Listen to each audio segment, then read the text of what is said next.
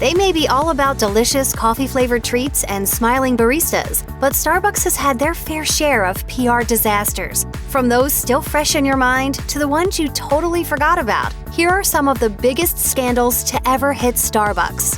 Starbucks doesn't fill its cups up enough. In 2016, Starbucks was sued by two Californians who claimed the chain underfilled lattes by 25% in order to cut costs. According to the New York Daily News, the lawsuit stated, by underfilling its lattes, thereby shortchanging its customers, Starbucks has saved countless millions of dollars in the cost of goods sold and was unjustly enriched by taking payments for more product than it delivers. The lawsuit also claimed the company had a, quote, systematic conspiracy to make sure the steamed milk never reached the correct fill line. Starbucks released a statement to Eater saying they fully believed the lawsuit was without merit. In the end, CNBC reported the lawsuit was dismissed. At the same time, the company was also dealing with two other lawsuits for using too much ice. One suit, filed by a Chicago resident, claimed that Starbucks instructed baristas to fill iced beverages with much more ice than liquid in an attempt to make money. The woman filing the suit claims in a 24-ounce venti, a customer receives 14 ounces of coffee and 10 ounces of ice. The New York Daily News reported that the class action lawsuit sought $5 million, but the lawsuit was dismissed. At the same time, a Los Angeles resident sued the company for underfilling cups, saying that even without ice, there wasn't enough liquid in an iced drink. A few months later, the Washington Post reported that the case was dismissed, with a U.S. district judge saying, when a reasonable consumer walks into a Starbucks and orders a grande iced tea, that consumer knows the size of the cup that drink will be served in and that a portion of the drink will consist of ice, because no reasonable consumer could be confused by this. Peppermint mochas for Leah? Starbucks is known for two things each winter: extra sugary seasonal drinks and cups that celebrate the Christmas spirit. But in 2015, the company took a non-denominational stance when they debuted simple red cups. Vice President Jeffrey Fields said in a statement, "In the past, we have told stories with our holiday cups designs. This year, we wanted to usher in the holidays with a purity of design that welcomes all of our stories." But some customers weren't having it. Joshua Feuerstein shared a Facebook video where he said political correctness had prompted Starbucks to do the unthinkable. Do you realize that Starbucks wanted to take Christ and Christmas off of their brand new cups? That's why they're just plain red. He then started a sort of movement where supporters would go into Starbucks and say their name was Merry Christmas so that employees would be forced to write that on the cups. The video went viral, with Feuerstein telling CNN, "I think Starbucks has gotten the message that the Christian majority in this country has awakened and are demanding that our voice be heard." Backlash ensued, with some backing Feuerstein and others defending Starbucks. Even then presidential candidate Donald Trump weighed in on the issue, saying, I have one of the most successful Starbucks in Trump Tower. Maybe we should boycott Starbucks. I don't know. Seriously. I don't care. He then added, but if I become president, we're all going to be saying Merry Christmas again. That I can tell you. In 2016, Starbucks released their Green Unity Cup, meant to join people together before the 2016 election. Starbucks CEO Howard Schultz said in a statement, "The Green Cup and the design represent the connection Starbucks has as a community with its partners, employees, and customers. During a divisive time in our country, Starbucks wanted to create a symbol of unity as a reminder of our shared values and the need to be good to each other." It's green and has a picture of people drawn with one continuous line. Because what says Starbucks more than a line that goes on forever? But of course, there was backlash. According to NBC News, some Twitter users threatened to boycott the company for liberal bias, while others said they only wanted coffee from the chain, not political commentary. Other customers were just unhappy that, once again, the cup didn't have a Christmas theme.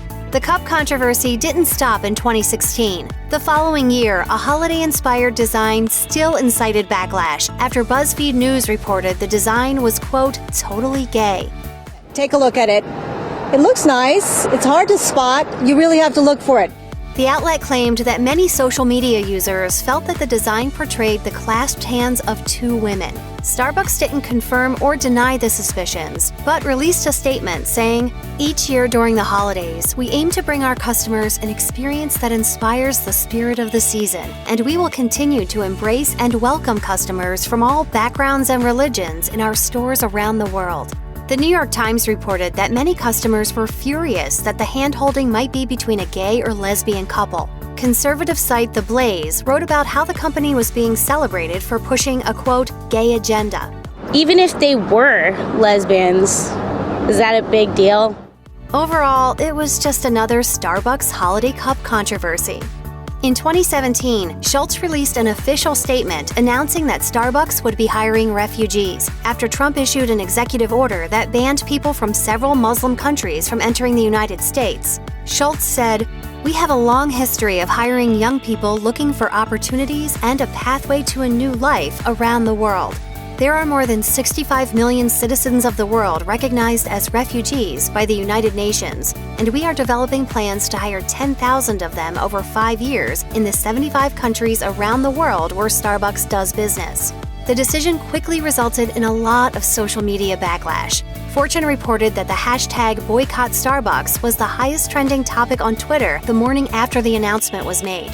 Some Twitter users were furious by the company's decision, while others promised to continue spending their money on Starbucks coffee. This is my dress for the pageant. My aunt and my mom made it. Represents the pumpkin spice latte. My left glove is for the coffee and my right is for the phone. If there's one thing Starbucks is famous for, it's the pumpkin spice latte. And at first, it seemed that the cult favorite could do no wrong. Put a little cinnamon in there, put a little nutmeg in too. It's a pumpkin-y swirl onto a beautiful, beautiful beverage. But in 2015, controversial food blogger Vani Hari, also known as Food Babe, revealed there was no actual pumpkin in the drink. Hari instead listed many of the other unhealthy ingredients. The post went viral, even prompting a response from Starbucks. According to Fortune, director Peter Dukes announced that there would be some changes, including the addition of real pumpkin and the removal of caramel coloring. If you thought the pumpkin spice latte might be the natural enemy of the Starbucks barista, you'd be wrong, because ladies and gentlemen, this is it right here. In 2017, Starbucks got tons of attention for their limited edition, Instagram-worthy unicorn frappuccino. But unfortunately, its dazzling colors led to a lawsuit. In May of that year, the New York Post reported that the parent company of the cafe, The End Brooklyn, sued Starbucks in a $10 million trademark infringement lawsuit, saying that The End customers assumed they were getting a knockoff of the Starbucks drink when theirs was actually out first. The End launched their unicorn latte in December 2016, and they even applied to trademark the name on January 20th. Starbucks spokesman Reggie Borges said via Business Insider, "We know about the claims, and we believe they are without merit. The Starbucks Unicorn Frappuccino blended beverage was inspired by the fun, spirited, and colorful unicorn-themed food and drinks that have been trending in social media." The lawsuit was then settled out of court. In 2015, Starbucks endured one of their most epic fails ever, the Race Together campaign. It was a week-long effort to get their employees and customers to talk about race. In a statement, Schultz asked partners to write #RaceTogether on cups to start a conversation, saying, "We at Starbucks should be willing to talk about these issues in America, not to point fingers or to place blame, and not because we have answers, but because staying silent is not who we are." I have to believe that Starbucks expected some sort of backlash here, but it seems like it maybe caught them a little bit off guard. Starbucks may have meant well, but the campaign didn't go as planned. Not sure what Starbucks was thinking. I don't have time to explain 400 years of oppression to you and still make my train. According to Fast Company, Race Together earned 2.5 billion social media impressions in less than 48 hours, mainly full of backlash against the campaign, which was called superficial, tone-deaf, and insensitive, among other things. Business Insider would later call it Starbucks' quote, most embarrassing moment in history. In 2018, Starbucks joined the conversation about being environmentally conscious when they announced that they would be getting rid of plastic straws, saying they would instead use strawless plastic lids. The company said in a statement, Starbucks is announcing today that it will phase out plastic straws from its more than 28,000 stores worldwide by 2020, a decision that will eliminate more than 1 billion straws a year. Many customers applauded the company's efforts. But not everyone was thrilled with the decision, especially the disabled. A policy analyst at the Center for Disability Rights told Time, plastic straws are an accessible way for people with certain disabilities to consume food and drinks, and it seems the blanket bans are not taking into account that plastic straw replacements are not accessible to people. In 2016, Starbucks stirred up even more political controversy when Trump supporters started saying their name was Trump in order to get the baristas to yell the name out when the drink was ready. The whole thing was started by Tim Treadstone, who told the Washington Post that he launched the campaign after he saw a video where a Starbucks employee refused to write Trump's name on a cup. Treadstone said, "We have a culture war to win. I'm a Trump supporter. Obviously, a lot of people aren't happy with us, and we need to stand up for our freedom and our First Amendment."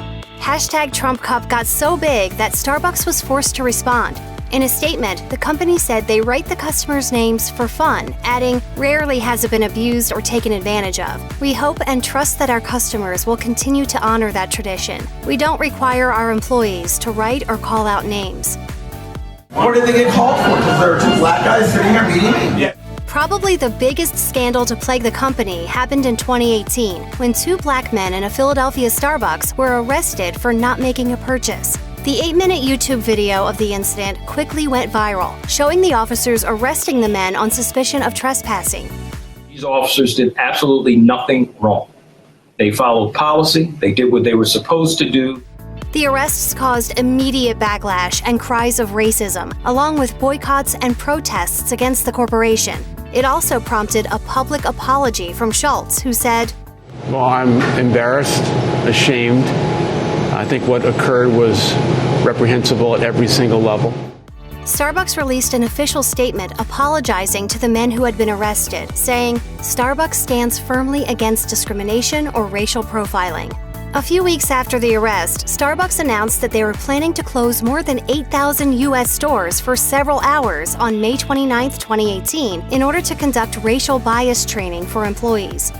I think we're trying to do everything that we possibly can to create the environment that we believe is important to our brand. But even this attempt to make things right didn't sit well with everyone. Some felt that it wasn't the right approach to the issue, while many customers were simply annoyed that their store would be temporarily closed. In the end, not all employees were impressed either.